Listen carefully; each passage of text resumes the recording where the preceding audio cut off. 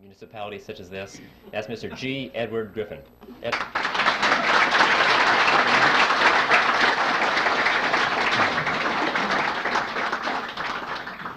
Well, thank you, Mike, and thank you, ladies and gentlemen. I don't know how to take that remark about age. You know, when Bill Jasper stands up and they announce him as the senior editor for the magazine, I know I'm in trouble. Well, we have a lot of material to cover, so I think I'll just sort of jump into this as quickly as possible. I need to warn you about something, though. Since this is being videotaped tonight, and we have a limitation on the length of the time on the videotapes, I have been instructed to divide this into two parts. The first part will last approximately 45 or 50 minutes long, and then we'll take a short break, I'm told, while they change tapes. And the next part we deliver next month. No, there'll just a few minutes break, and then we'll continue with part two. So I want you to know that's coming up. So, okay, now to the topic. Are you ready for this? Okay, so am I. So let's start with history. We'll go back to the 1st century BC, to a tiny kingdom called Phrygia. And it was in that kingdom that there lived a philosopher by the name of Epictetus. And it was Epictetus who said, "Appearances are of four kinds. Things either are as they appear to be, or they neither are nor appear to be, or they are but do not appear to be, or they are not and yet appear to be." Don't worry, no quiz on that. Well, that's what he said. When I read that statement for the first time, I thought to myself that surely if Epictetus were alive today, he would undoubtedly be a Harvard professor of money and banking. Because this is the kind of explanation we get, isn't it, when we try and figure out what's going on in the economy or what's going on with the Federal Reserve System. See, what Epictetus did is what is so commonly done with the experts in this field, is he took a relatively simple concept, but by the time he was through explaining it to us, we didn't have the foggiest idea what he was talking about. All he said, basically, was that appearances can sometimes be deceiving. That's all. We all know that. But he had to break it down into four component parts, explain that in two ways they are what they appear to be, and in other two ways they sometimes are not the way they appear to be, and they broke it down and we didn't understand what he's talking about. Nevertheless, I thought that this statement by Epictetus was a brilliant clue for an outline or a theme for my presentation. Because you know, if there's anything in the world that is an appearance that is deceiving, it is the Federal Reserve System. And in particular, it is one of those appearances of the fourth kind, which, as I'm sure you all remember, are those which are not and yet appear to be.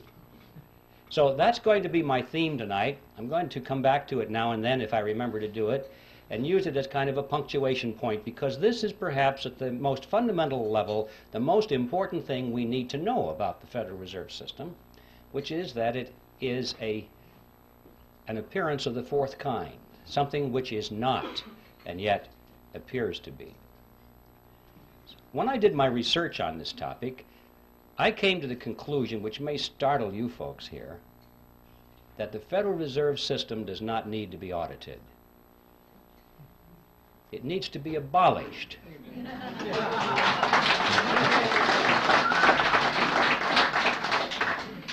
And the reason I say that is because I'm sure that if they audited the Federal Reserve System, they would find out that it's doing exactly what it's supposed to do. There's no secret there. There's no shenanigan going on behind the scenes. It's all out in the open. If we'll just study the Federal Reserve System on the basis of what we know already, if we'll read their literature, if we'll dig into the history, we find out that it's one of the greatest scams of all history. Out on the surface, it doesn't need an audit. An audit, I'm sure, would merely delay the process for a couple of years, give the American people the false impression that something is being done about this problem, and at the end of 2 years they'd say, well, the books are clean. I came to the conclusion that the Federal Reserve needed to be abolished for 7 reasons, actually, and I'd like to read them for you now. I've stated them in rather concise terms. Hopefully they'll have some shock value so you can remember them. And here they are. First of all, it is incapable of accomplishing its stated objectives. 2, it is a cartel operating against the public interest. 3, it is the supreme instrument of usury. 4, it generates our most unfair tax. 5, it encourages war. 6, it destabilizes the economy. And 7, it is an instrument of totalitarianism. Now, I don't know what you think about those 7 points. I know that a lot of you are totally in agreement with it. I can tell by your reaction. I trust that there are some skeptics here tonight. I hope there are. Otherwise, I feel like the minister talking to the choir. Usually there are skeptics in my audience, and frankly, those are the ones I'm most interested in talking to. And for the skeptics, I'm sure that you're thinking, those sound like pretty far-out statements. How could you ever demonstrate them to be true? But I think you would agree, regardless of your preliminary conclusion about those statements, that if any of them could be proven to be true, there would be good enough reason to abolish the Federal Reserve System. So let's take a look and see whether they can be supported. Time doesn't permit to go into all 7 of those here this evening, but I would like to splash around on at least the first 4 of them to show you that indeed there is ample evidence to support these conclusions. And I think the best place to begin with all of this is where the action was, and that is the creation of the Federal Reserve System.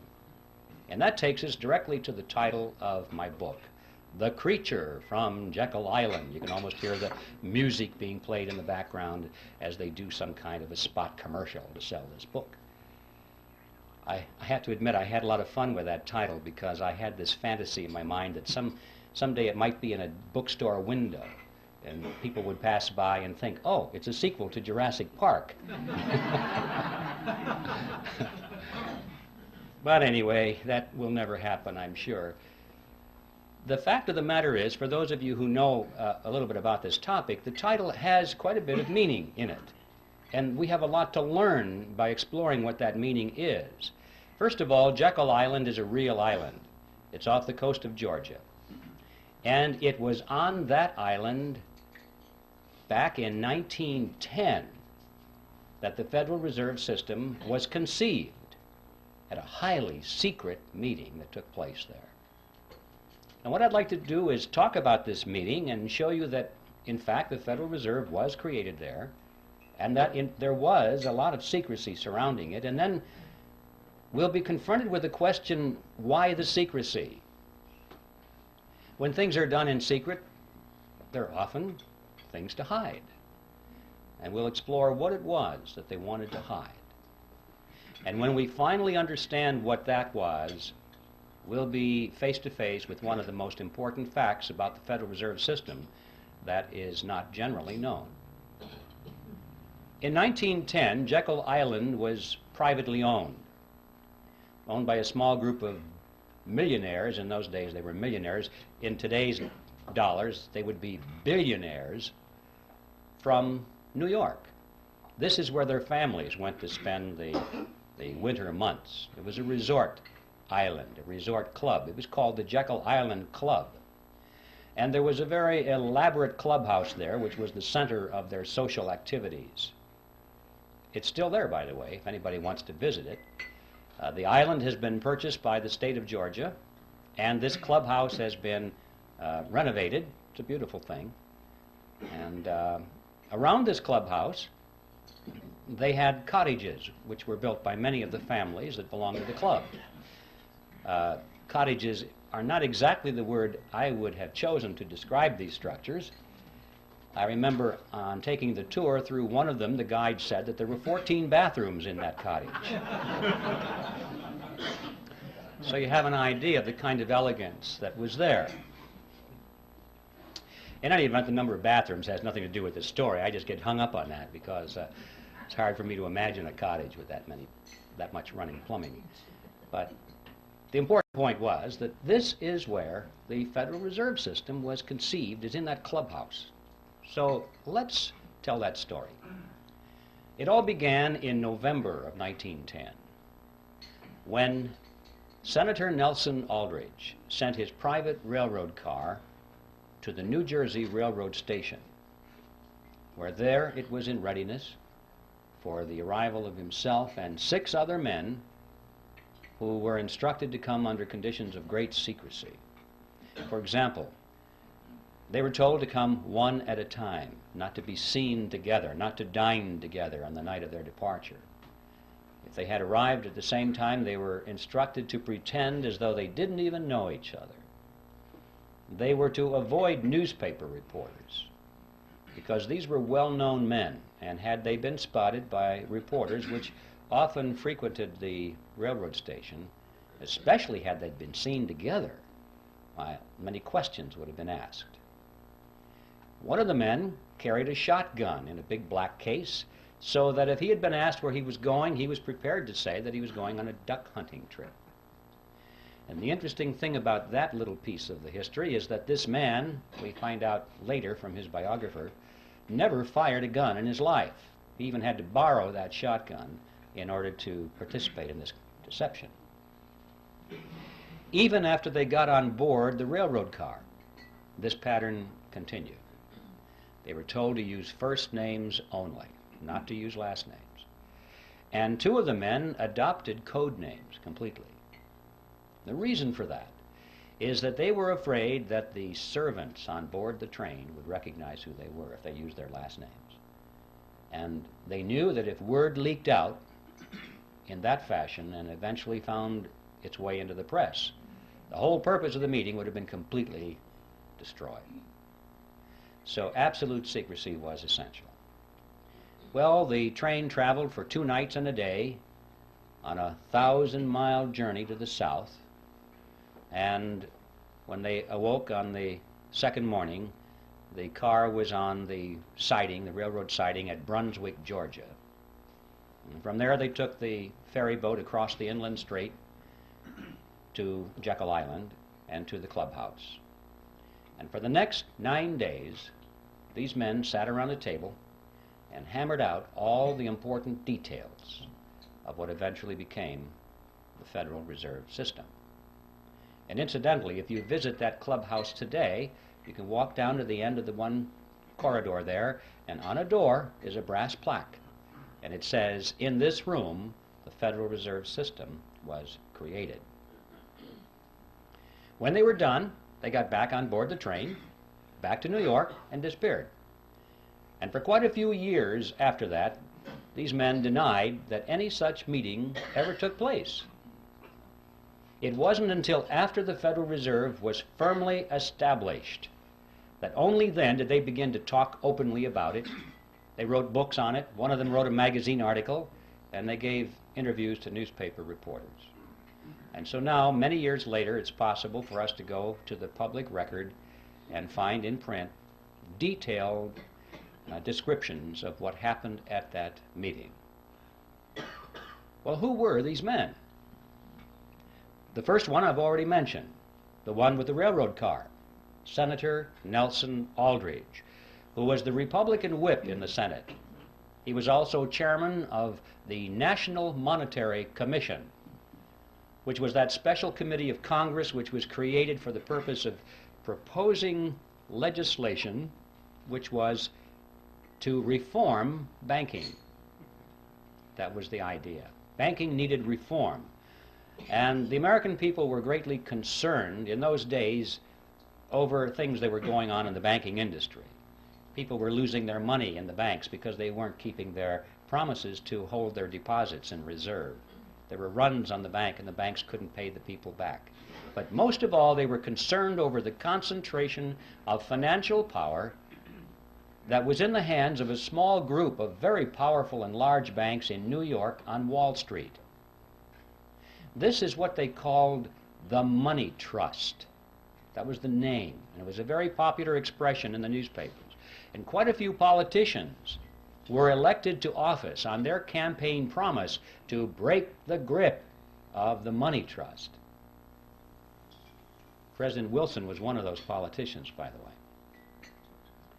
So, that was the purpose of the National Monetary Commission, which was to propose legislation which eventually became the Federal Reserve Act to break the grip of the money trust over the financial markets of America. Aldrich was a business associate of J.P. Morgan. He was the father-in-law to John D. Rockefeller, Jr., which means, of course, that eventually he became the grandfather of Nelson Rockefeller, our former vice president. You remember his full name was Nelson Aldrich Rockefeller, so he derived his middle name from his famous grandfather. The second person at the meeting was Abraham Piatt Andrew, who was Assistant Secretary of the Treasury. He later became a congressman, but he was very prominent in banking circles. Frank Vanderlip was there. He was the president of the National City Bank of New York, which was the largest and the most powerful of all the banks in the country, representing the financial interests of William Rockefeller and the international investment firm of Kuhn, Loeb and Company. Henry Davison was there. He was the senior partner of the J.P. Morgan Company. Charles Norton was present. He was the president of the First National Bank of New York, which was another one of the giants. Also, there was Benjamin Strong, who was the head of J.P. Morgan's Bankers Trust Company. And incidentally, 3 years later, when the Federal Reserve System was finally created, he became the first head of the system. And finally, there was Paul Warburg, who was probably the most important of all the men there because of his knowledge of banking as it was practiced in Europe. Paul Warburg was born in Germany. He eventually became a naturalized American citizen. He was a partner in Kuhn, Loeb and Company. He was a representative of the Rothschild banking dynasty in England and France. And through all the years of his banking in America, he remained in very close contact with his brother, Max Warburg, who was the head of the Warburg Banking Consortium in Germany and the Netherlands. Paul Warburg was one of the wealthiest men in the world. And those of you who are Little Orphan Annie fans, you'll remember Daddy Warbucks. Well, Paul Warburg was the real Daddy Warbucks, after whom that character was named. And everyone at the time knew it. I have his photograph in the book. If you'd like to compare his picture to the drawing rendition of Daddy Warbucks, you'll see the similarity between Warbucks and Warburg. And also, while we're on the subject of cartoon characters, anyone who's played Monopoly will remember the drawing of the capitalist with the handlebar mustache and the cigar. That's J.P. Morgan. Those are the 7 men who were on Jekyll Island, and as incredible as it may seem, they represented approximately 1/4 of the wealth of the entire world. And these are the men that sat around a table on Jekyll Island and created the Federal Reserve System. What's going on here? Should arouse our curiosity a little bit. It didn't just happen. Well, speaking of it just happening, for the skeptics, you're probably wondering, did it really happen that way? Perhaps Griffin is exaggerating this to make a point. Well, yes, it really happened that way, and to illustrate that, we could go to a lot of documentation, but to simplify this, I'd like to just read for you a short excerpt taken from one article written by Frank Vanderlip, who was one of the attendees at that meeting. And this was written in the Saturday Evening Post, and it appeared on February 9, 1935. And this is what Vanderlip said. I do not feel it is any exaggeration to speak of our secret expedition to Jekyll Island as the occasion of the actual conception of what eventually became the Federal Reserve System. We were told to leave our last names behind us. We were told further that we should avoid dining together on the night of our departure.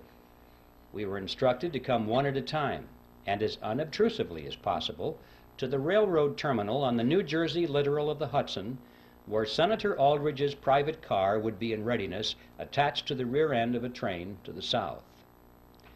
Once aboard the private car, we began to observe the taboo that had been fixed on last names. We addressed one another as Ben, Paul, Nelson, and Abe. Davison and I adopted even deeper disguises, abandoning our first name.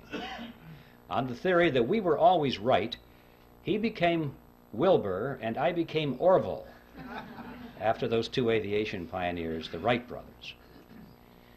The servants and train crew may have known the identities of one or two of us, but they did not know all, and it was the names of all printed together that would have made our mysterious journey significant in Washington, in Wall Street, even in London. Discovery, we knew, simply must not happen. Well, why? What's the big deal here? What's wrong with a group of bankers getting together in private and talking about banking or banking legislation? And the answer to that question is provided by Vanderlip himself in the same article. He said, "If it were to be exposed publicly that our particular group had got together and written a banking bill, that bill would have no chance whatever of passage by Congress." Why not? Because the purpose of the bill was to break the grip of the money trust. And ladies and gentlemen, it was written by the money trust. It's as simple as that. Had that fact been known from the very beginning, the public would never have accepted it as a means of breaking the grip over the money trust. And we would never have had a Federal Reserve System because the scam would have been exposed from the beginning. This was like having the fox build the hen house and install the security system.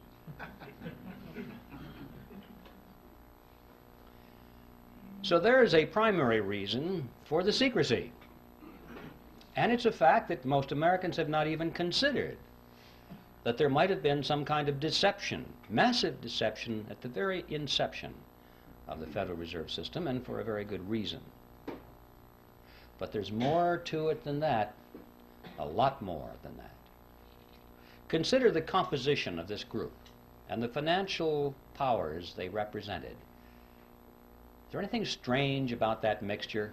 Here we had the Rockefellers, we had the Morgans, Kuhn, Loeb and Company, the Rothschilds, the Warburgs, all in one room for 9 days plus 2 days on the train, coming to an agreement. What's going on here? Anything strange about that mixture? Well, ladies and gentlemen, these were competitors. These were the giants in the field which prior to this period had been beating their heads against each other for dominance in the marketplace, for dominance in the financial markets of the world, not only New York, but Paris and London, everywhere.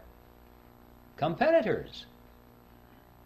This is extremely significant because it happened at precisely that point of American history when business was undergoing a major ideological transition. Prior to this period, America had grown and prospered and surpassed all the countries of Europe as an industrial and economic power because it adhered to the principle of free enterprise competition. And it was in this period that a rapid transition was taking place to the concept of monopoly and cartel. Going back, in fact, to the old world concept which had held Europe back for all these years. Monopolies and cartels were becoming the order of the day in America.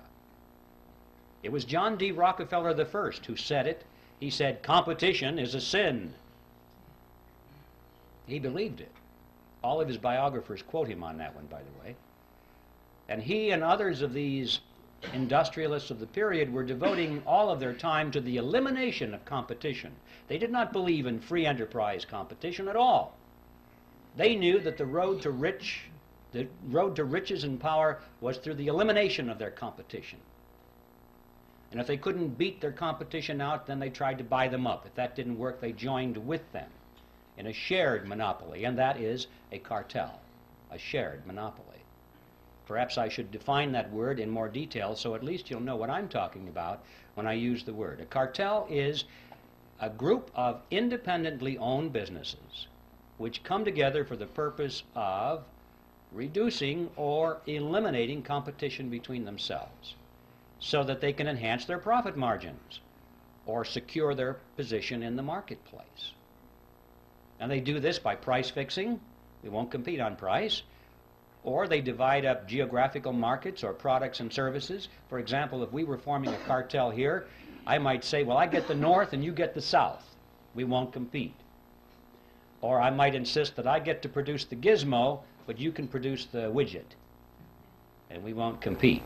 Or we'll share patents and processes. We won't compete. And every time we agree to eliminate one area of competition between ourselves, we move closer and closer together until finally we are as one industry insofar as the marketplace is concerned, even though our component parts are independently owned. And that is a cartel. And so that enhances our profits. We can get more for our products and services than we could in the arena of free enterprise competition. And of course, the other side of that coin is that the public pays more for those products or services than they would otherwise. And that is just as true in a banking cartel as it is in any other kind of cartel. And the amazing fact emerges that when you study this period, that for the 15 years before the meeting on Jekyll Island, these groupings of which we're speaking had come together increasingly in joint ventures. They were learning how to avoid competition between themselves. They knew they couldn't knock each other out. They had tried that. It was too costly. Now it was time to come together.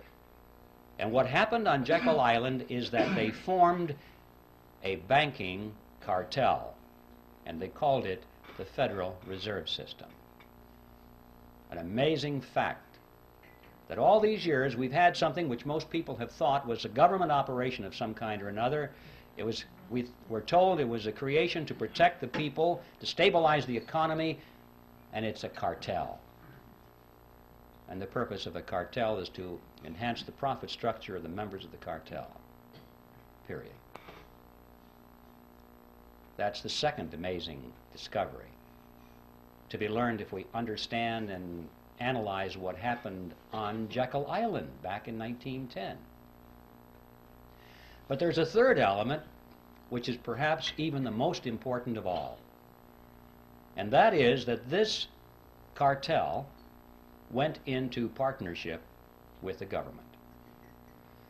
Well, cartels often do that to enforce their cartel agreements, but in this case they did it in spades. Now, in any partnership, there has to be a payoff. There has to be some benefit to the partners, otherwise they won't go into the partnership, or if they go into it, they won't stay in it for very long. So it's a legitimate question for us to ask, what is the payoff? What's the benefit to these partners?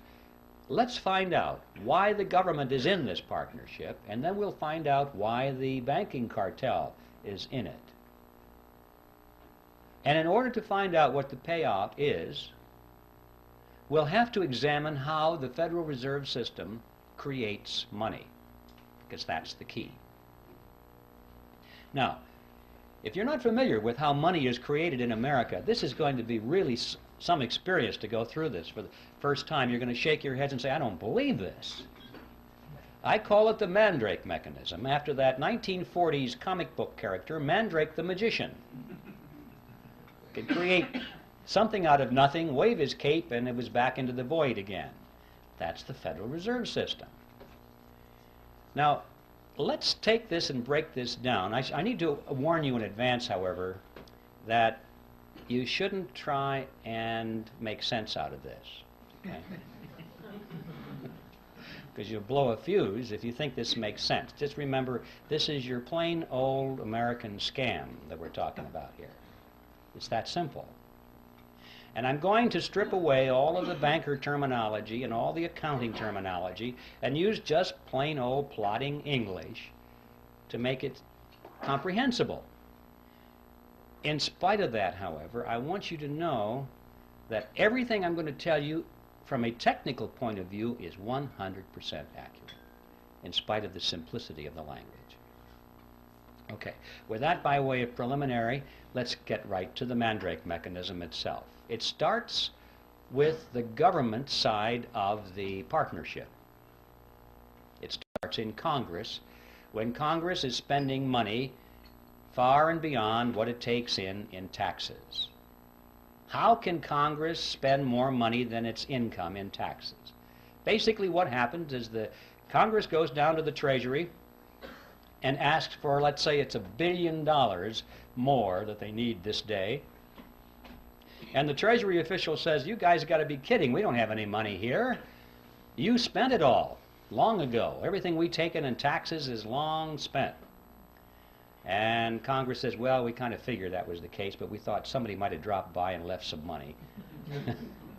They said, we know what we'll do. We'll borrow the rest of it. So they go down the street to the printing office. Now notice they're not going to print money. They're going to print certificates. Nice, big, fancy certificates with borders on the corner and an eagle at the top and a seal at the bottom, and it'll say United States Treasury bond or note or bill, depending on the length of maturity. And it's so impressive, it almost looks like money.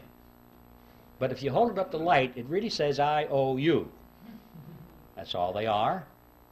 And so Congress takes it and it wants the public to step forward and loan them money in exchange for the IOUs. Sometimes that's called buying bonds.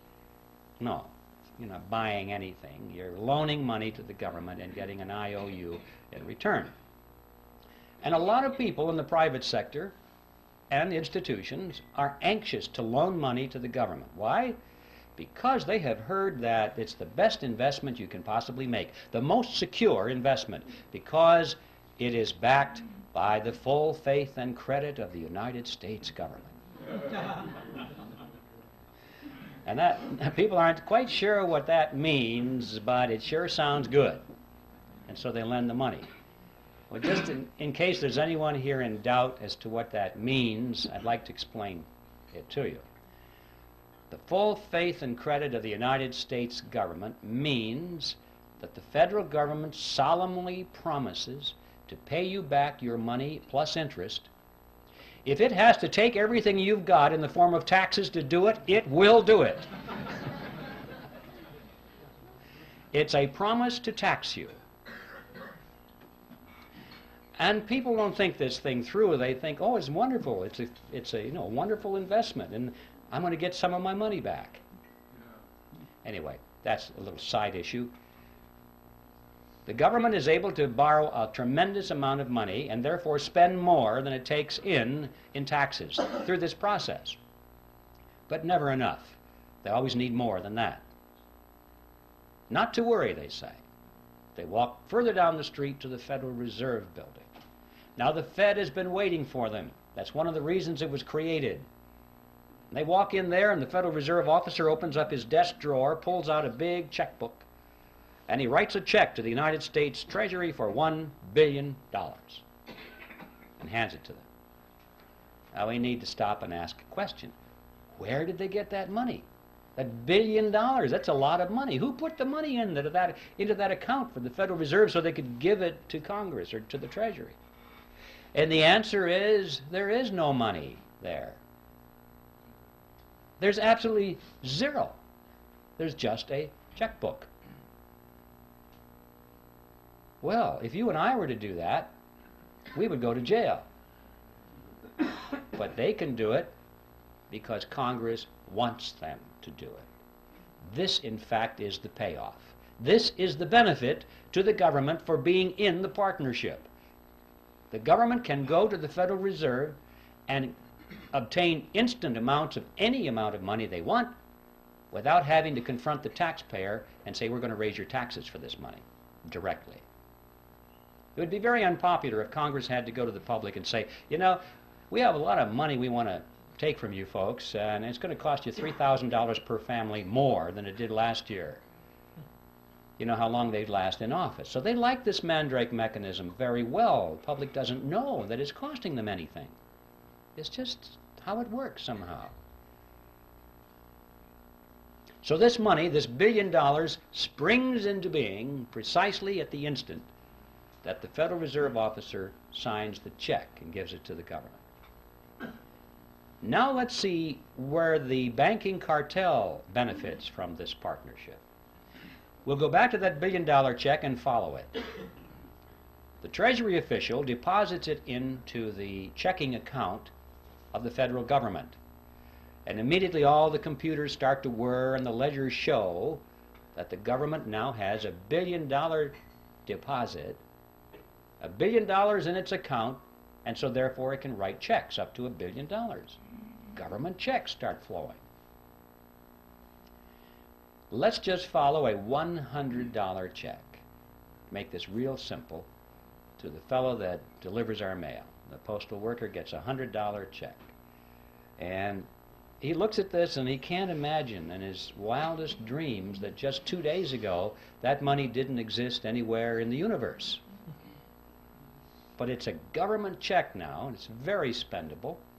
So he takes it and deposits it into his private checking account at the local commercial bank. Now this money is out of the Federal Reserve mechanism per se, out of the government side of the partnership, and it gets into the private banking side of the partnership. $100 has been deposited. Now the action heats up. The banker looks at that and he goes over to the loan window and he opens it up and he says, "Attention everybody, we have money to loan." And that's good news for a lot of people because that's one of the reasons we go to the bank, isn't it? To borrow money. So it's good news when there's money available. And the banker says, "We have $100 deposited, but don't worry folks, we can loan you more than that. We can loan you up to $900. Well, how? How can you loan out up to $900 when you only have $100 deposited? Well, it's not difficult if you're in the Federal Reserve System. Here's how it works. The Federal Reserve says that the member banks must keep no less than 10% of their deposits in reserve. So there's $100. They keep 10% in reserve, $10. And they can loan up to $90, right? So we loan it to you, ma'am. You borrowed $90. What do you do with it? Well, you want to spend it. So you want to write a check on it. You've deposited it into your checking account so you can write a check. In many cases, it might be put directly into your checking account. But now there's $90 deposit, in addition to the $100 that was deposited to start this chain. Now we've got the $90 that was loaned as another deposit.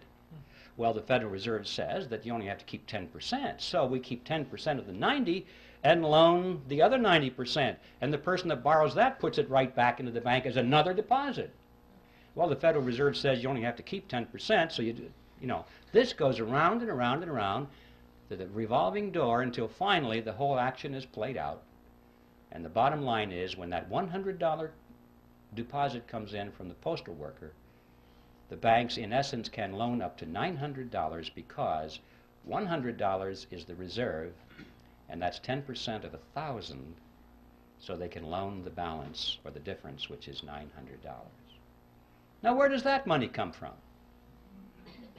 Well, same place.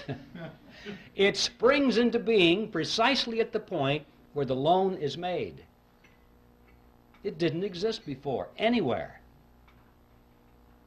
Now notice the important thing here. The money that's created out of nothing and given to the government spends for its purposes.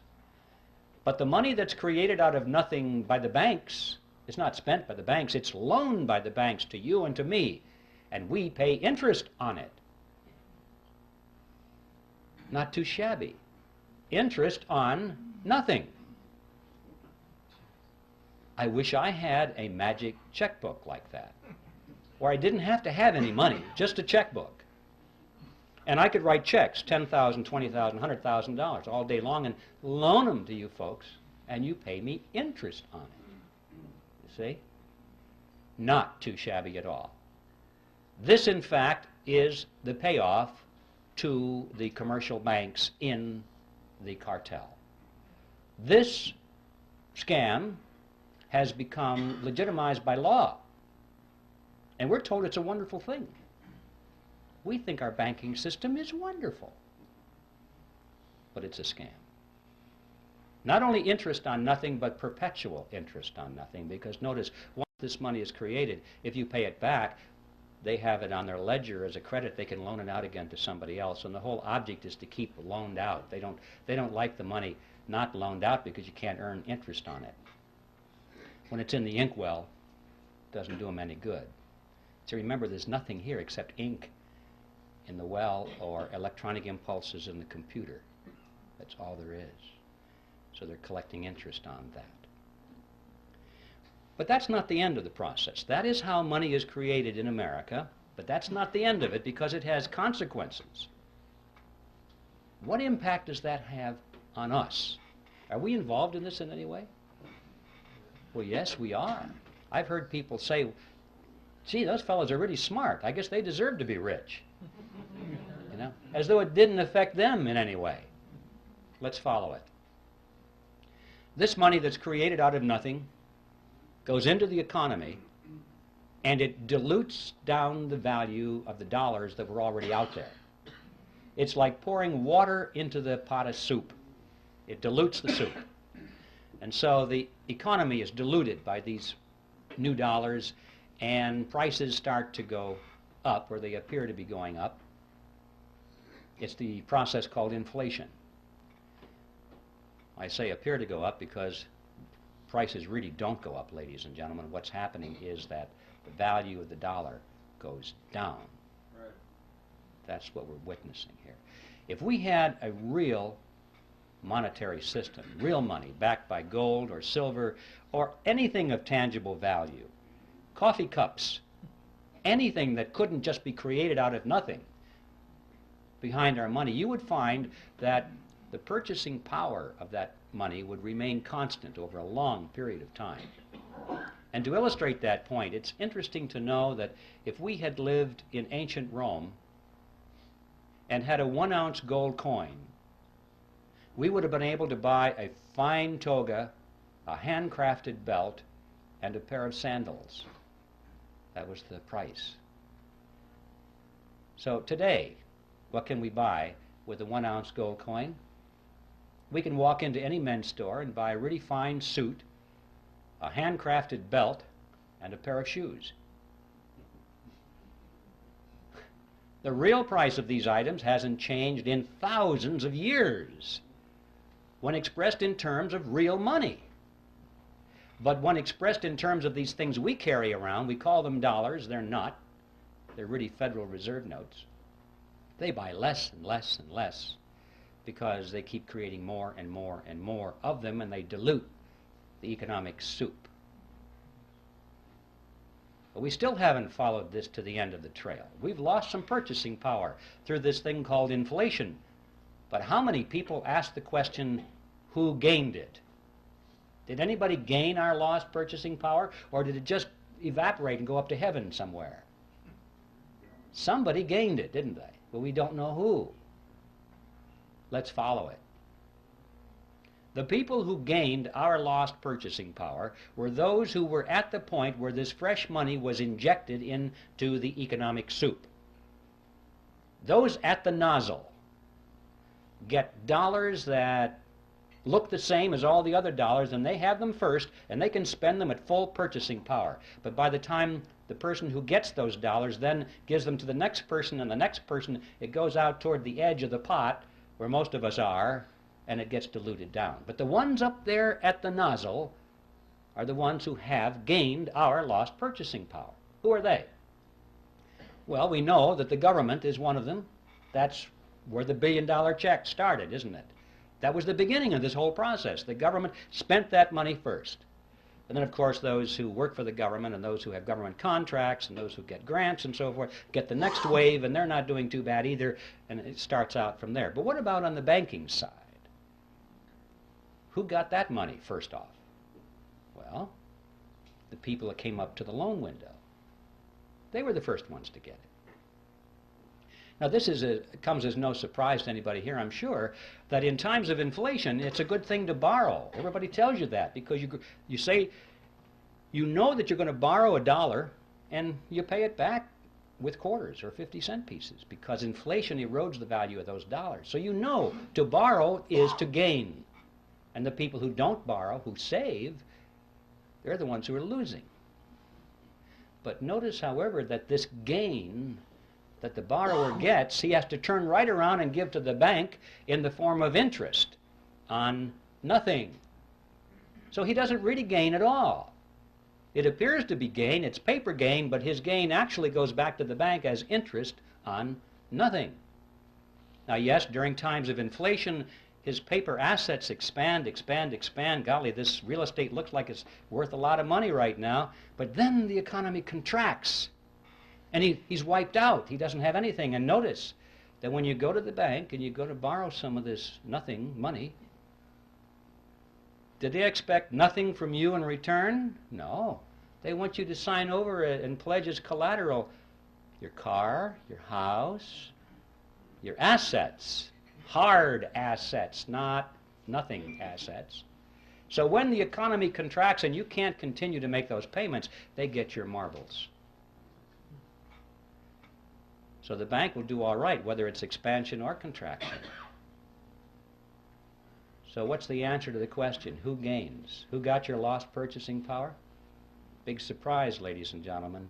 The two members of the partnership called the Federal Reserve System. It's the government and the members of the banking cartel.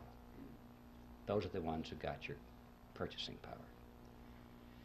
Now there in a nutshell is an overview of the Federal Reserve System.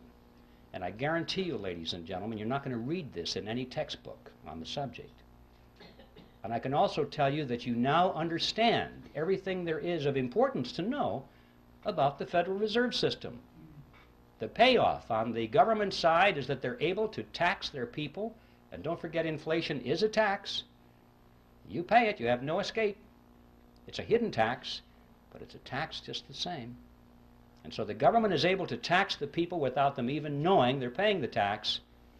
And on the banking cartel side, they're able to collect perpetual interest on nothing.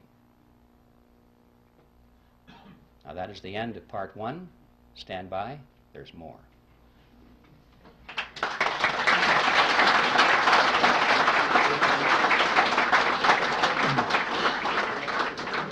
Ladies and gentlemen, we'll take a 5-minute break, and let's keep it to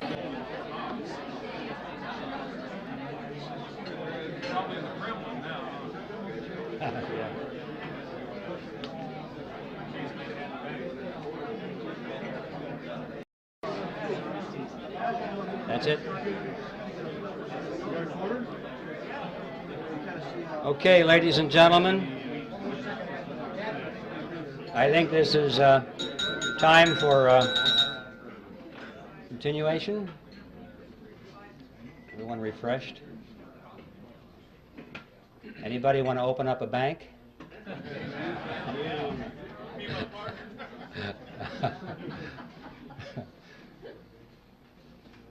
All right, part two. We'll go back to Jekyll Island. We have much to learn there. In fact, if we just analyze what happened on Jekyll Island, we can figure out almost everything that's going on today, even though that happened back in 1910. And one of the things that they had to resolve there was what to call this creature of theirs. This partnership between government and the commercial banks was not new with the Federal Reserve System. In fact, this concept was created back in Europe in the 16th century, and it was perfected with the Bank of England in 1694. This is the kind of thing from that date forward that all of the governments of Europe adopted. Now, they didn't call it a mandrake mechanism like I do. They called it a central bank. Now, that's the technical name for this partnership. If you want to look this process up in a textbook or an encyclopedia, you'll find it listed under central bank. So the central banks were created in Europe in the 16th century. And there's very good reason for that. The kings and the princes of Europe discovered from hard experience that they could raise the taxes of their subjects only so far and then there was a ceiling. They had a tax revolt on their hands. There was resistance, and they had real revolution or revolt on their hands, and they tended to lose their jobs or their heads. So that was it, folks. 40%, 43% seems to have been the natural limit.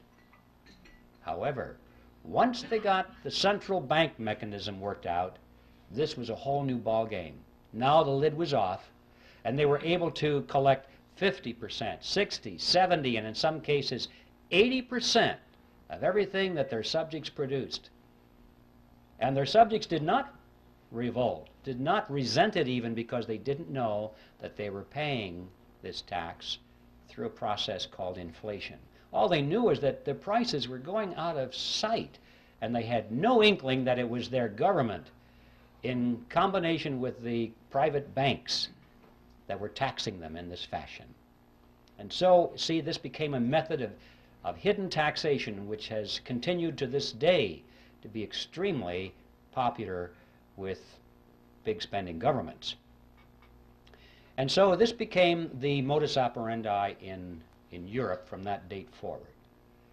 Now, when they met on Jekyll Island, it was very clear in their mind that they were creating a central bank. But they had a problem, what to call it, because Congress was already on record as saying they did not want a central bank in America. I don't think the congressmen really understood what that meant, but they had heard the phrase, and they knew that that's what they had in Europe. And they said, no, when it comes to banking reform in America, we want something that's unique to represent our unique political and economic system. So a central bank was out. So what to call this central bank so that no one will know? And they talked about this on Jekyll Island. And this is what they concluded. They said, first, let's use the word federal to make it seem like it's a government operation. Secondly, let's add the word reserve to make it seem like there are reserves somewhere, like it was a banking concept. Third, let's add the word system. And this was very important, far more than we might think today, because remember, the major concern was this concentration of financial power in New York. And they had to sell the American people on the idea that this was a diffusion of power over a system of banks. And so they talked about 10 regional banks, and finally they said, no, that's not enough. We'll have 12 regional banks and diffuse the power away from New York, or at least make it appear that way. And they'll build those big buildings in all these regions, and the local yokels can come and look at the buildings and say, golly, we got one of them out here too. You know? And the impression was that because these buildings were out there, that the power was pulled away from New York and diffused throughout a system of Federal Reserve banks. Well, as you've heard said many times by now, what we wound up with was not federal, there are no reserves, it's not a system at all in the sense of diffusion of power, and the Federal Reserve banks aren't even banks. So on all four words, we're dealing with appearances of the fourth kind. Brilliant strategy. The next step was to sell this creature to the American people. And the first draft of the Federal Reserve Act was called the Aldrich Bill, sponsored by Senator Aldrich, of course. And this was against the good advice of Paul Warburg, who said, Nelson, if you put your name on this bill, it's going to get voted down in Congress because you are so closely identified with the power of big business. It'll be voted down. And apparently, Aldrich's ego was too big. He must have said, well, no, after all, I'm respected in the Senate, and I am the chairman of the National Monetary Commission. And for whatever reason, he insisted on having his name on it. I think he wanted to go down in history as the originator of the Federal Reserve System. But Warburg was right. Voted down, thumbs down right away, because he was a representative of big business. Well, this was a minor setback. They took their bill, they scrambled the paragraphs around a little bit, they took Aldrich's name off of it, and found a couple of Democrats to sponsor the bill. Now this was different. See, Aldrich was a Republican, And everyone knew that the Republicans represented big business. But they also knew that the Democrats represented the common man, the little guy, the fellow on the assembly line, you know, like Ted Kennedy.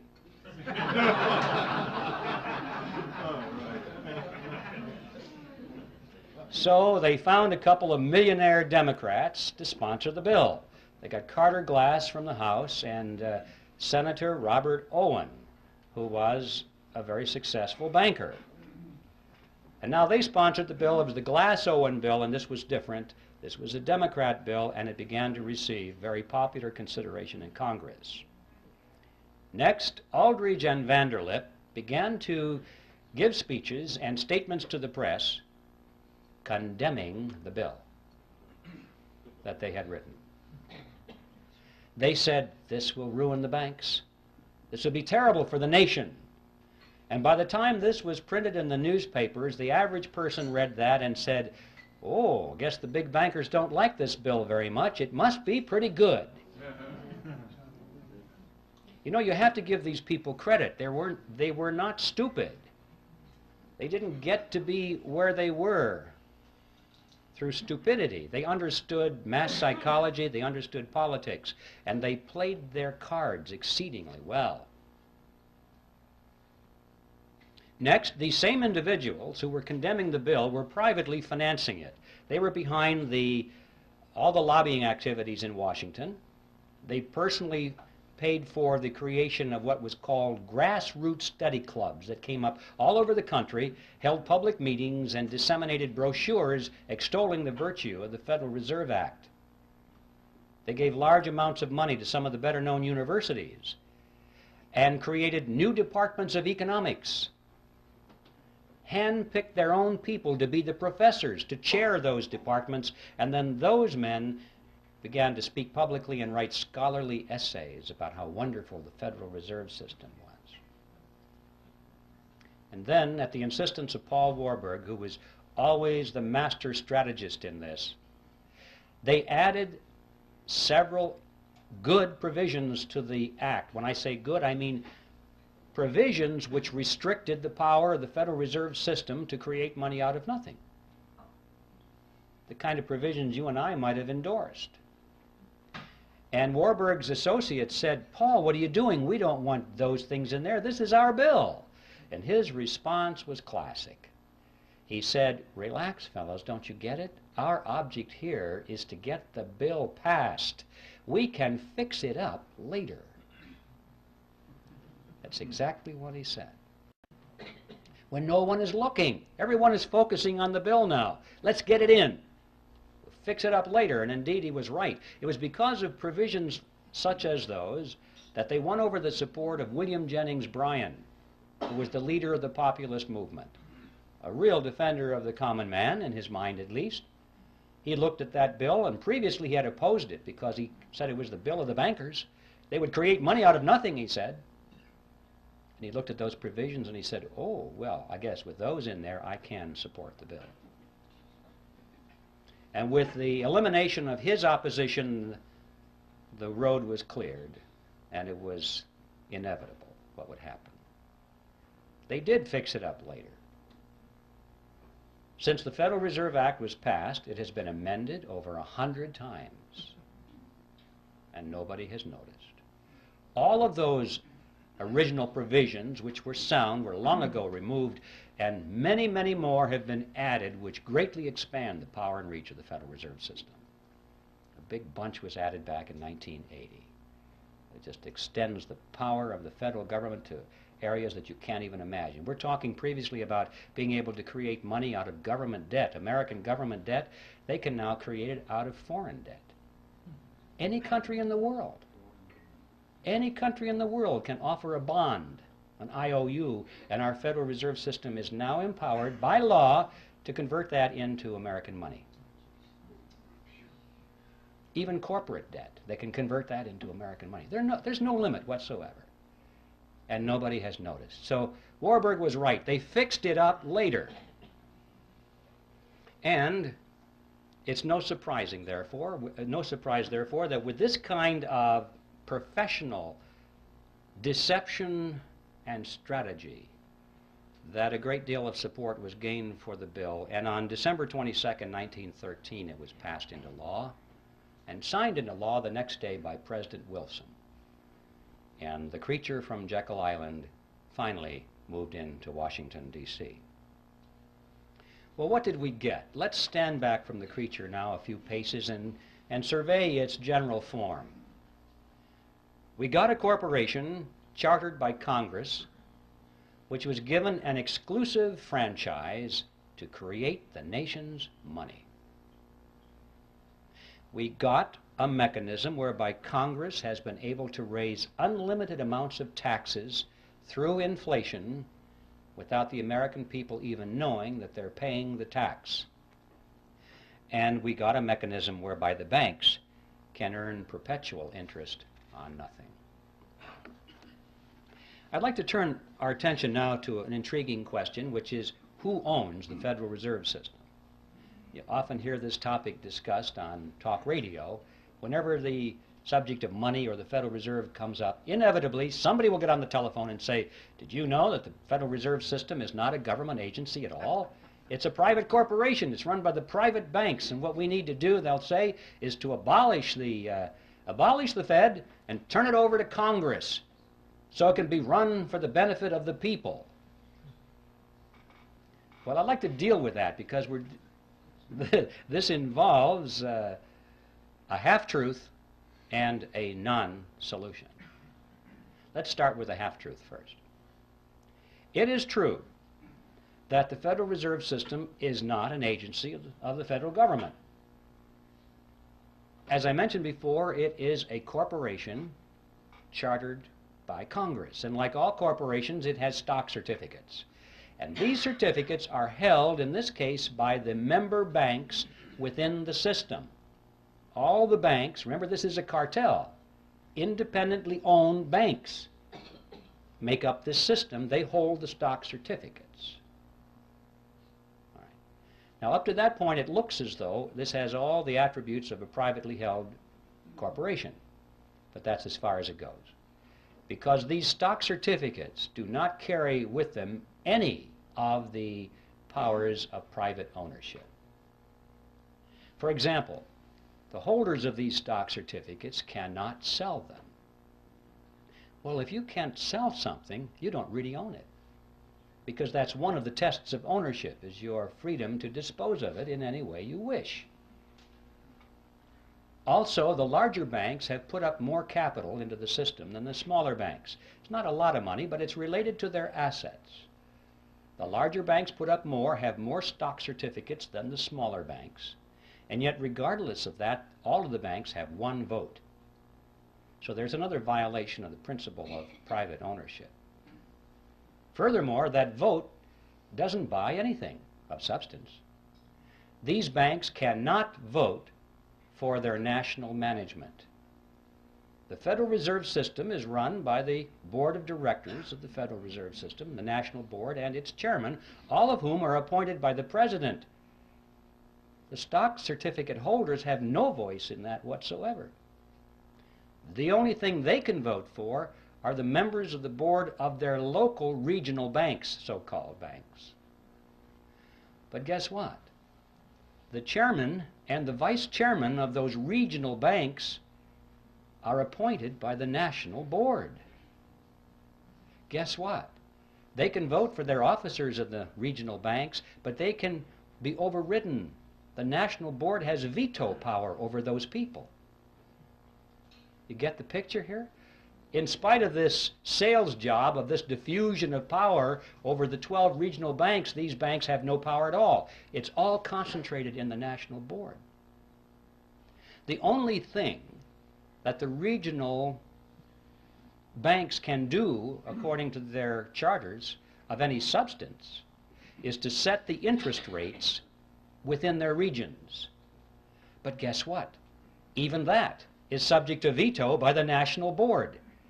So you come to the conclusion that these people at the national board are not authorized to do anything except play golf.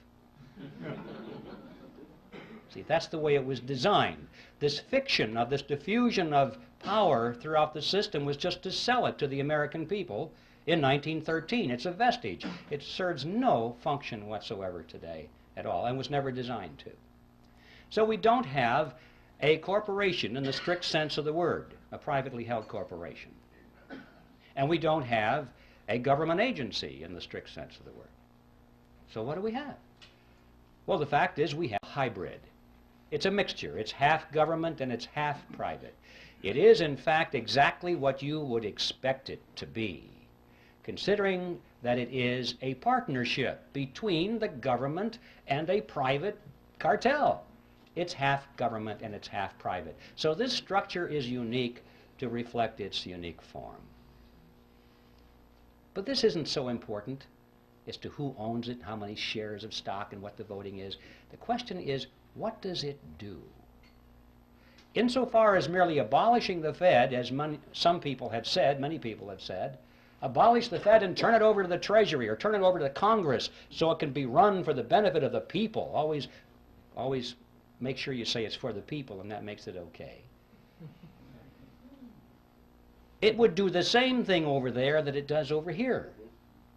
It's not a question of who owns it, it's what does it do, and as long as it is a central bank, which means as long as it has the power and the mandate to create money out of nothing, that's what it's going to do. It's going to create money out of nothing, and I'm sure the same people will run it over there that run it over here.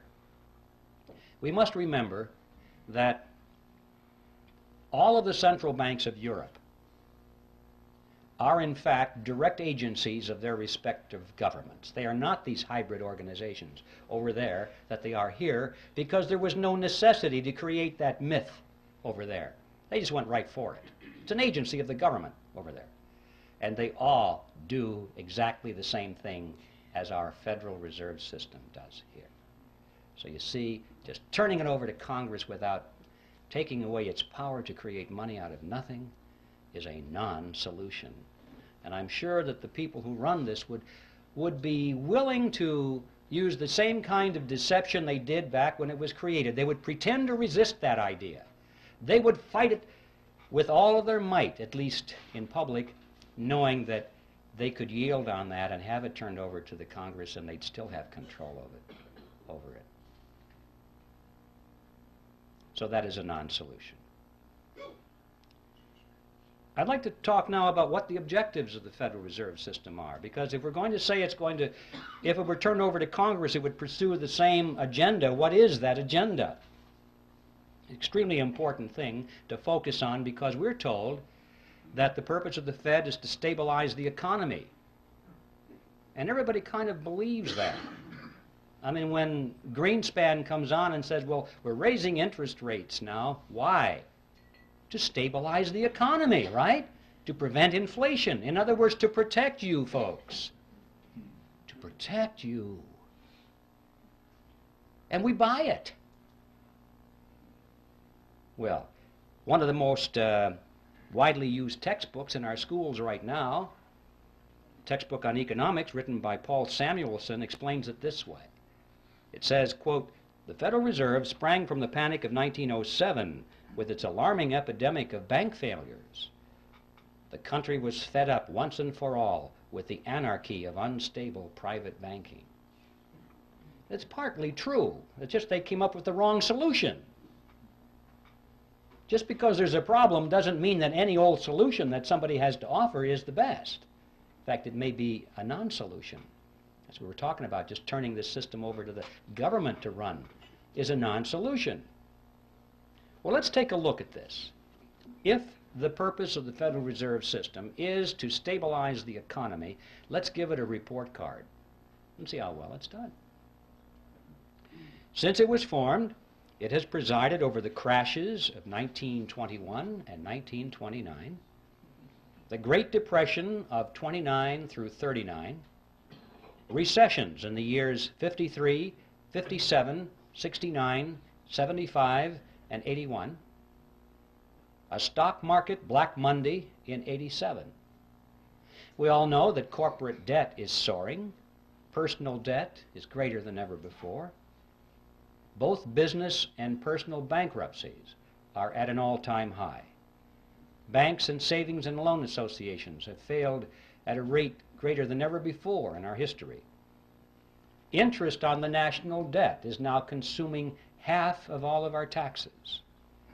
Heavy industry has been largely replaced by overseas competition. We're facing an international trade deficit for the first time in our history. 75% of downtown Los Angeles and other large metropolitan areas are now owned by foreigners, and over half of the nation right now is officially in a state of recession. Now that is the report card of the Federal Reserve System after 80 years of stabilizing the economy. And I don't think it's even controversial to say that the Federal Reserve has failed to meet its stated objectives. The only controversial question is, why has it failed? And my answer to that is because those have never been its true objectives at all. What are its true objectives?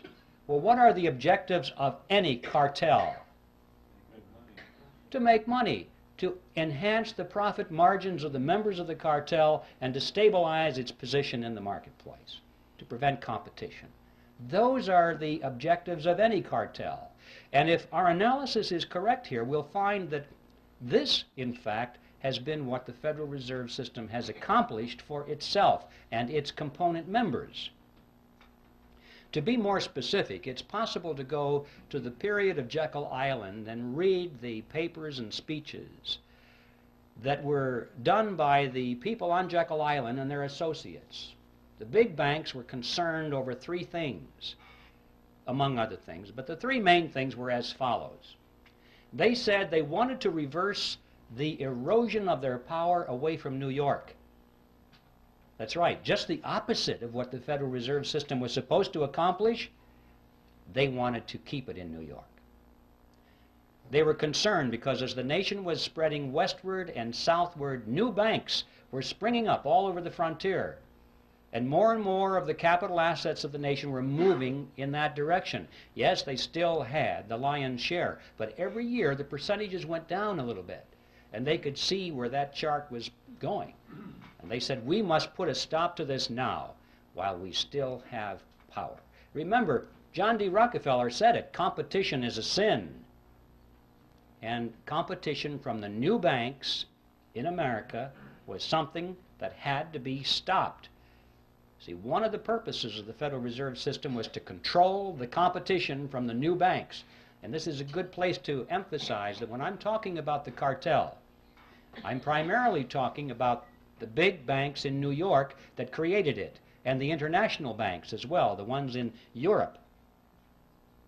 I'm not talking about your bank down the street that ever since the system was created has struggled and struggled under the regulations of the system, which were designed primarily, to some extent, to squeeze the competition out or to keep it in its place. And you've seen that process going on throughout the years. We have fewer and fewer banks all the time, little ones getting gobbled up by the big banks. So that was objective number one. Number two, they wanted to reverse the trend of what is called private capital formation. Now, what that means is simply this. It means that people in those days were using their own savings instead of going to the bank and borrowing. Corporations in particular found that it was better for them to withhold some of the dividends from their stockholders each quarter, put that money into a sinking fund, let it accumulate, or let the capital form, as they say, capital formation, and then use their own money to build the new factory or launch a research and development project or whatever, instead of going to the banks. And the banks were extremely concerned over this trend. They racked their brains. How do we get businesses to come back to the banks and borrow money again? And their answer was quite simple. If you were a banker, you would know how to do that. The answer is to lower interest rates, to make those rates so attractive that you'd be crazy not to go to the bank and borrow the money at those interest rates. It's so much easier than saving. Well, why didn't they just lower interest rates? Because that was 1913, ladies and gentlemen, and they couldn't. Money was real money in those days. It was backed by gold and silver. There was no lever on it. No man, no group of men, no politicians, no bankers could arbitrarily affect interest rates. Because it was backed by gold and silver, the money was, and they couldn't just create it out of nothing. You see, under those conditions, interest rates are the product of the forces of supply and demand in a free market economy. Nobody has control over it. And that's why the politicians hate money that's backed by gold and silver. They cannot manipulate it. So their challenge was, how can we artificially depress the interest rates below the natural level that's produced in the free market? And the solution was, they said, the nation needed what was called a flexible currency. They said this is what industry needed to prosper, a flexible currency. You still hear that phrase today, the virtues of a flexible currency. Well, what is a flexible currency? You need a dictionary. Well, it's not paper money that folds. What that means is money created out of nothing. That's what a flexible currency is. See, the trick is not particularly hard to figure out here. If you are creating money out of nothing, you don't have to charge an awful lot of interest on it to show a profit.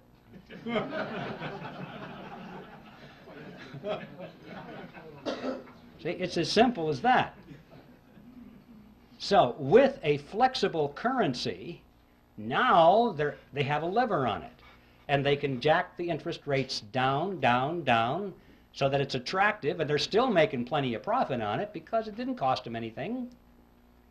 And they have reversed the trend toward private capital formation.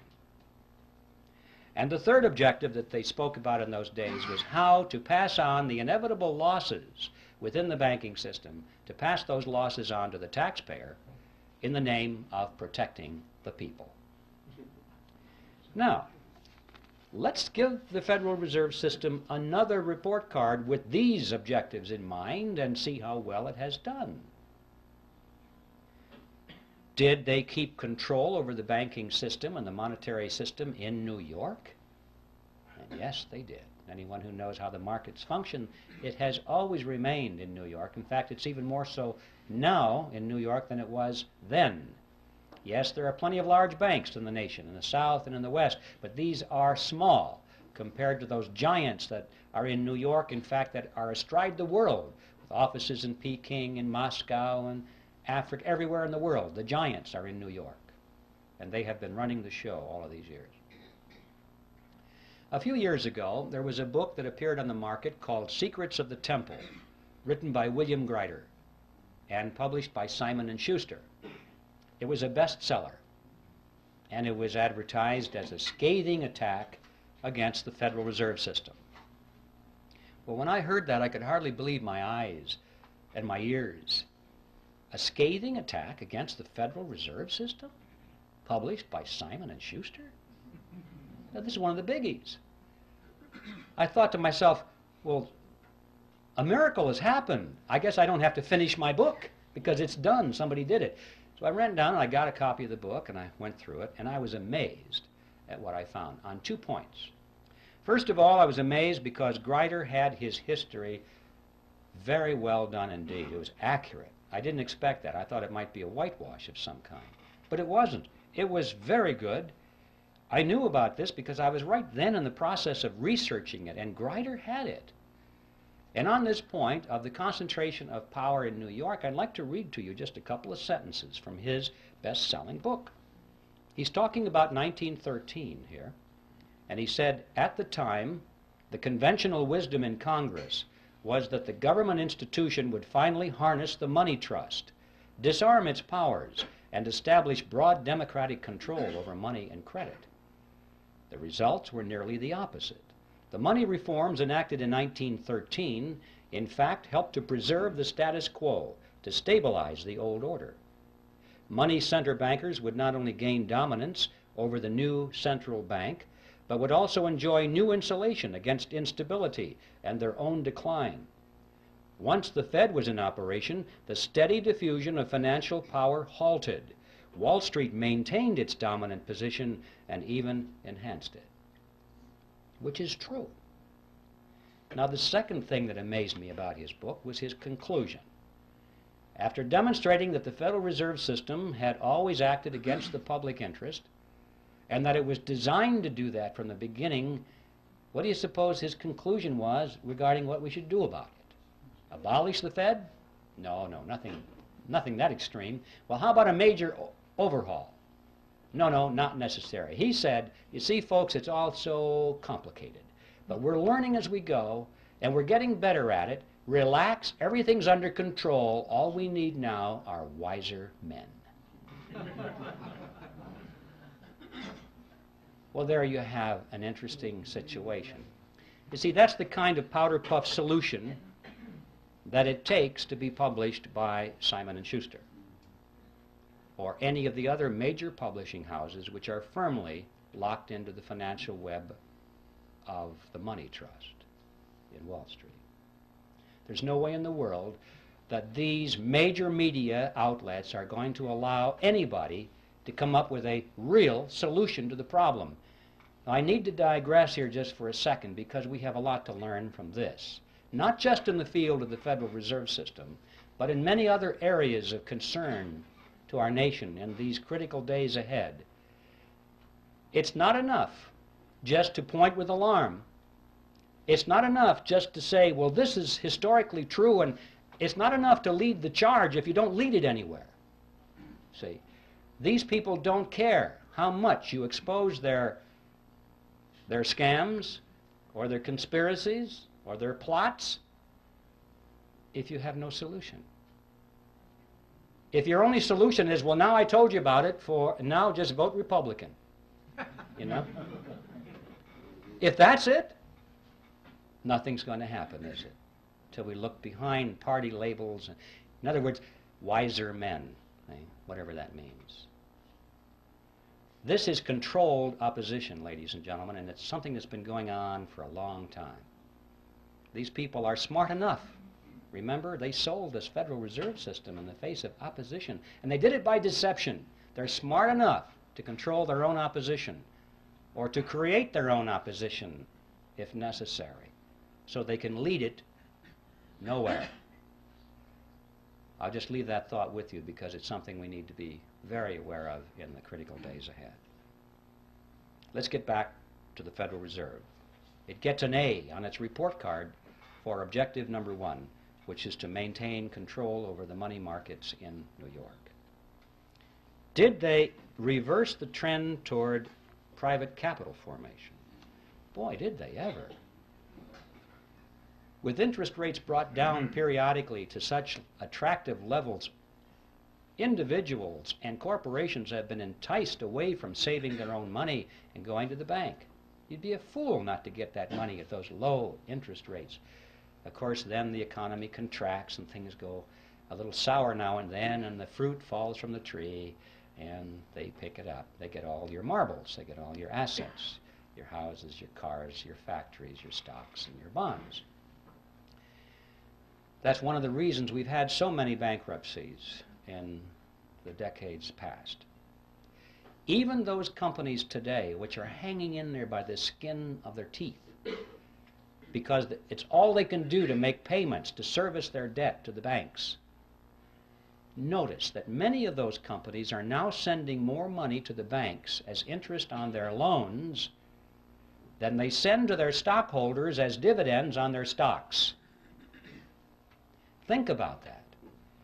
The banks which created the money out of nothing, no effort at all, no risk really of anything, are making more money out of these giant industries than the people who worked for the money, sacrificed, saved the money, invested it, and risked it. And yet the money is going to the banks. Yes, the Federal Reserve System, in fact, gets an A on its report card for reversing the trend toward private capital formation, and they did it with a flexible currency, just as they had planned to do it. And what about the third objective, which was to pass the losses onto the taxpayers in the name of protecting the people? That is something which I call in my book Operation Bailout, the game called bailout. You may have noticed every time a large bank gets into trouble, not the small banks, they're dispensable. Large banks, when they get into trouble, they're going to be bailed out by the government, which means by your tax dollars and mine, in the name of protecting the people. It doesn't make any difference if there's if it's a private corporation or a city municipality or a third world country. Whoever has borrowed megabucks from these banks and now can't service their debt anymore, they have trouble making those interest payments, which is all banks care about. They don't want you to pay back the loan, because they'd have then just the problem of finding somebody else to lend it to. They don't want you to pay back your loan. They want you to pay the interest on the loan and keep those loans going forever. And finally, when people have trouble making those interest payments, and it looks like the bank is going to have to write it off of its books, what happens? They go to Congress. And they say, well, this corporation that's having trouble making its interest payments, we can't let that corporation fold, because look how many thousands of jobs would be lost and people would go on welfare. There would be despair. We must protect the people. Or if it's a third world country that can't make its interest payments anymore, they say, well, we can't allow that to happen. We must make those payments for them in some way or another, because if that venerable bank had to write that huge loan off of its books, it would technically be bankrupt. And if it were bankrupt, it might have to close its doors. If that bank were to fall, it's such a huge bank, it'd be like a domino, and it might knock the other banks down too, and we could have a major economic crisis on our hands, and look how the people would suffer. And so Congress dutifully always responds. Remember, Congress is the partner in this scam. Always rushes in and says, yes, we can't allow those bad things to happen to the people. And so they vote the money to guarantee the loans or make outright payments in some very creative fashions so that the interest can continue flowing to the banks.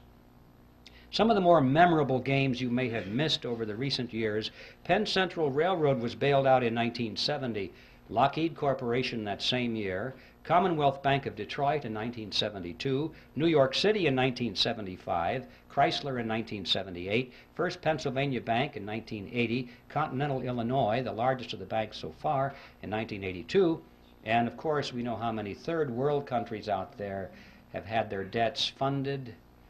The money comes from the IMF World Bank so they can continue making their payments, and the IMF World Bank gets their money from the Federal Reserve System, and the Federal Reserve System gets it from us in the form of that mandrake mechanism and the hidden tax called inflation, or direct taxes in some cases. The Federal Reserve System gets an A on its report card on all three of its true objectives. My final topic is a short one, and it has to do with usury. An interesting concept. Usury used to be defined in ancient times as interest on a loan, period. Any interest on any loan was usury. Well, it's been redefined in modern times as excessive interest on a loan, in view of the fact that when people earn their money and they save it, they sacrifice the use of it, and then they loan it to somebody else for their venture. They're entitled to some reasonable return on that sacrifice. Some interest return it seems fair and logical to most people. So the question today is excessive interest. What is that? It was Thomas Edison who said, "People who will not turn a shovelful of dirt on the project, nor contribute a pound of materials, will collect more money than will the people who will supply all the materials and do all the work." When I read that, I wondered if that was true. I took my calculator and I ran the numbers. You might try this sometime. If you assume a $100,000 home to be built, and that $30,000 is to go for the land and the architect's fees and the building permits, that kind of thing, $70,000 to go for the actual construction of the house, the materials and the labor. You assume further that the buyer goes to the bank, puts 20% down, takes out a 10% loan for 30 years. Punch in the numbers, and you will see that he will pay to the bank in interest $172,741, compared to $70,000 for labor and materials. In other words, as Edison said, 2.5 times more will be paid to the banks who did nothing than for those who provided all the labor and all the materials. And you may say, well, yeah, that's true, but don't forget the time value of money. Reasonable interest is rational. People need to be compensated for the sacrifice of their money over 30 years. That's a long period of time. Wait a minute. Not this money, ladies and gentlemen. Nobody earned this money. Nobody saved this money. Nobody sacrificed anything for this money. This money was created out of nothing. And I suggest that $172,741 interest on nothing is excessive. I think we need to focus on this issue.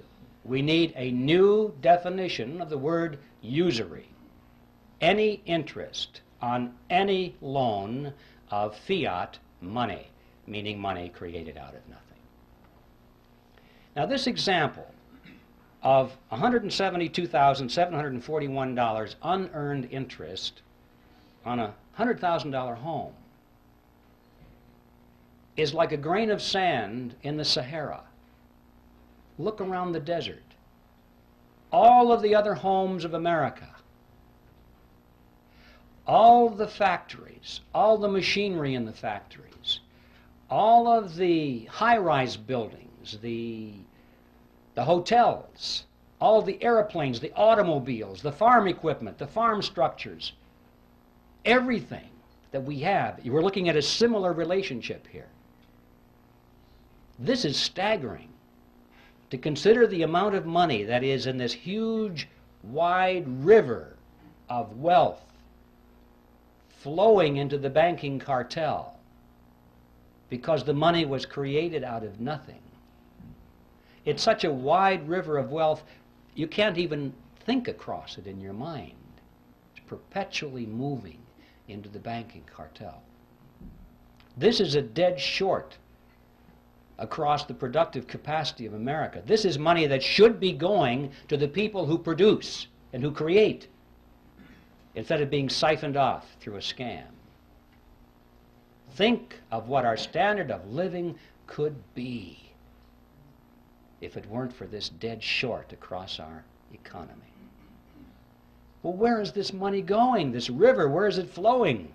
You get the mental picture that maybe it's going into a lake somewhere or behind a dam. All this money is rising, accumulating. People are getting richer and richer and richer. No, not so. It's not how it works. They're spending the money. What are they spending it for? Well, they're not spending it for more yachts and more mansions. That's not it. I mean, they got rid of the mansions back on Jekyll Island. They got bored with those things. Once a person has all the money that they can possibly use for the material pleasures of life, what is left? Sure, power. Absolutely. They are spending this money for power, ladies and gentlemen, to acquire power over you and me and our children. They're literally buying up the world with it. But I don't mean they're buying up the real estate or the hardware. They're buying up control over people. Technically, in sociological terms, they're buying control over the power centers, which means those groups and institutions through which people live and work and follow leadership and accept information. People are always associated in groups, and they work in groups, they move in groups. And these groups have heads of them, leaders. And this money has been going for many years to acquire influence, if not control, over the leaders of these power centers in society. So they can therefore indirectly influence and control you and me. Specifically, that means they have been spending this river of wealth very freely to buy control over politicians, political parties, television networks, cable networks, newspapers, magazines, publishers, wire services, motion picture studios, universities, labor unions, church organizations, trade associations, labor unions, tax-exempt foundations, multinational corporations, Boy Scouts, Girl Scouts, you name it. Make your own list. I guarantee you, if you have a large, influential organization which influences people, you will find that this river of wealth has been flowing partly into an attempt to acquire control over the leadership of these institutions and organizations, especially those which are offered as opposition, especially those which supposedly are to stop this whole process from happening. Now, this has not only been going on in America, but this has been going on in every nation of the world, pretty much in the industrialized nations as it has gone on here. But I'd like to call your attention to what's been happening in the so-called third world, or the underdeveloped nations. This process is now complete. It's not going on, it's finished. They literally have bought those nations. Have you ever wondered what's going on there with the IMF, World Bank? Every once in a while on the back page of the newspaper you read that Congress once again authorized another $100 billion or so to go to the World Bank. And then it explains very carefully that this money is being used for humanitarian reasons. It's being used to uplift the standard of living of these poor people. That is an appearance of the fourth kind if you ever saw one. It's not being used for that at all. If it is, they're not doing a very good job, because after all these years, you cannot point to one of those countries which has had its standard of living raised one iota by this vast expenditure of money, because it was never designed to do that. The money does not go to the people. It does not go to the industries or the businesses of those countries where it might have a chance of raising the standard of living. It goes to the politicians, doesn't it? It goes to the governments of those countries, and it is used specifically to perfect and strengthen the control mechanisms over their people. Usually this starts out as an inefficient dictatorship, but by the time they get the UN money, it ends up as an efficient dictatorship. They have a better organized and equipped army. They have a better paid bureaucracy, more people in the bureaucracy. They have more ways of controlling their subjects. They have food chains that they can offer to their friends and deny it to their enemies. This money is used to build totalitarian systems in every country that you want to point to and analyze. You see, these people, these leaders of these countries, for the most part, couldn't care less about the standard of living of their subjects as long as they live well. They live in their mansions, have their yachts, their jet aircraft, and they go to New York and live in the Waldorf Astoria while they attend United Nations meetings. They're very happy with that. They have no ideology. Communism, socialism, fascism, capitalism, what difference does it make? Where's the money? That's it with these people. We know how welfare families in this country can be second, third generation families, and there's no hope at all of getting them off the dole because they can't imagine any other way of life. This happens at the international stage, too. We're dealing with countries now that are second, third, in some cases fourth generation welfare governments. They don't know how to survive unless that money comes free through the International Monetary Fund and the World Bank, means from us. There's no way in the world they're going to break free from that. These countries, ladies and gentlemen, have already been purchased, lock, stock, and barrel, in this fashion, and they are now in place in the New World Order. And they're simply waiting for us to show up. And that's the other side of the coin, because not only does this transfer of wealth to these countries from us not raise their standard of living, but it does in fact help to lower ours. And this too is part of the plan. A strong nation is not a candidate for surrendering its sovereignty. But if a nation can be brought to its knees, if it is hungry, desperate, if it has chaos on its in its streets, if it has political turmoil, then the people in that nation will much more likely accept any solution that's offered to them by their government or by a world government. If there's anarchy in the streets, as we saw in Watts, in Los Angeles, people were joyous when the soldiers showed up. They were joyous because this now was an end to anarchy. It was a dress rehearsal. They won't care whether the helmets on these people are blue or brown. If it says UN on the side, that won't make any difference. They'll say, thank God for the UN finally restored peace to our streets. And if people are hungry and they're out of work and they don't know what to do in the economy, they'll be so thankful for a UN monetary unit which has purchasing power a little bit. Thank God for this UN money, because the old American dollars are kaput. Don't know what to do with them. This is the plan, ladies and gentlemen, to weaken America. And so that's the process. And I'm mentioning this because I want to emphasize to you that what is going on here has nothing at all to do with wealth. The name of the game now is power. Well, now what are we going to do about this? Obviously, if we just restrict our attention to the subject which is ours tonight, the Federal Reserve System, the answer is clear. We have to slay the creature, but how are we going to do that? The creature was created by Congress, and that's how it's going to be slain. Congress can do it and will do it if we build enough fire under those chairs in Washington. I think it was Clyde Watts, General Clyde Watts, years ago, said, he was speaking of judges in those days, but he could have as well talked about congressmen.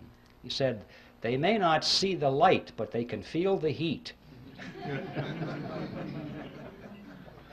And this is true.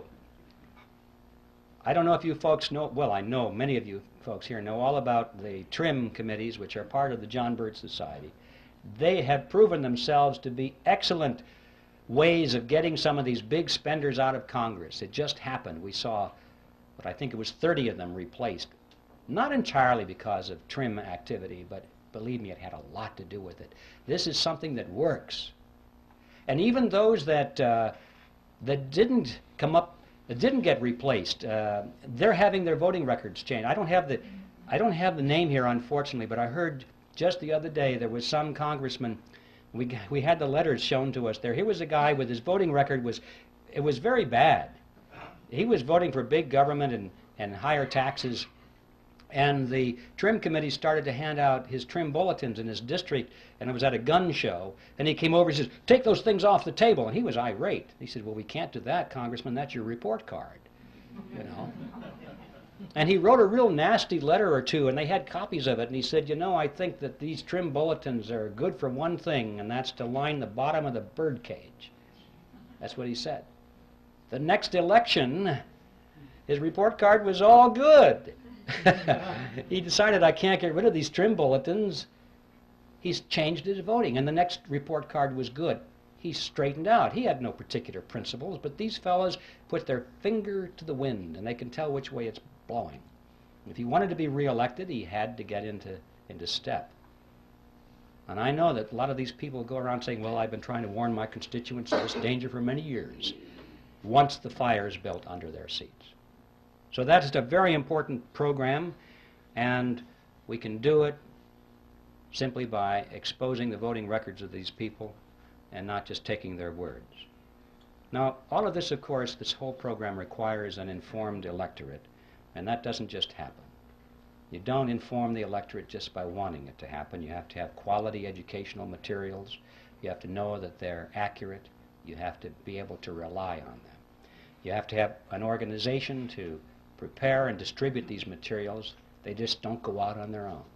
I mean, I could have written this book, for example, and it would have just stacked up in my garage without the Speakers Committee, without the Birch Society's programs and its chapters and its people in place, its coordinators. It takes organization to make these things happen.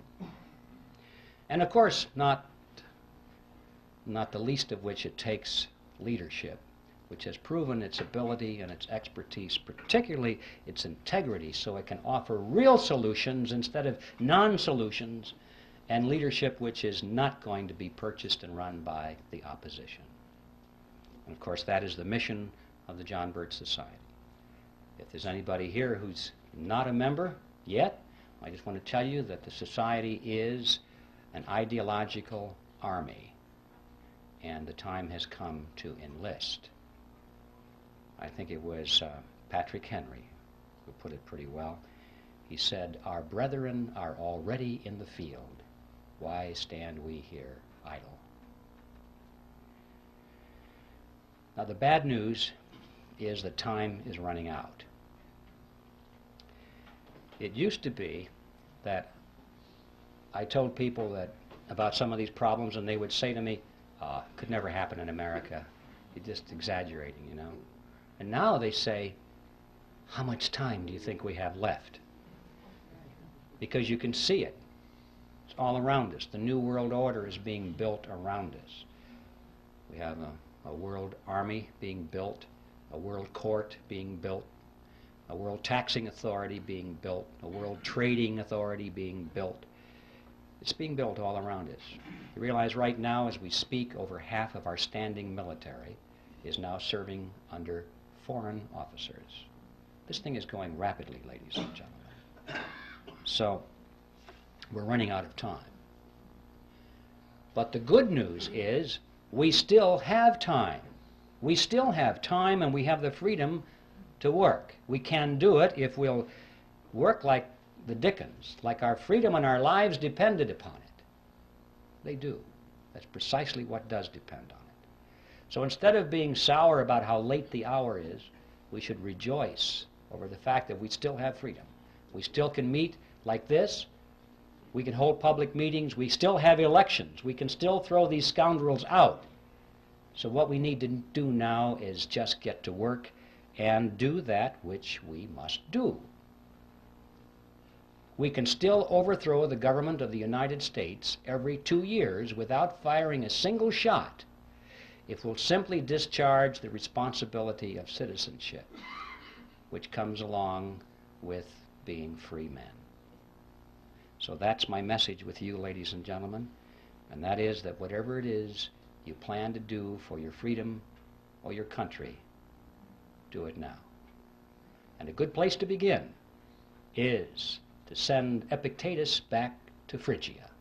And let's convert that mammoth appearance of the fourth kind into a disappearance of the first kind. Thank you.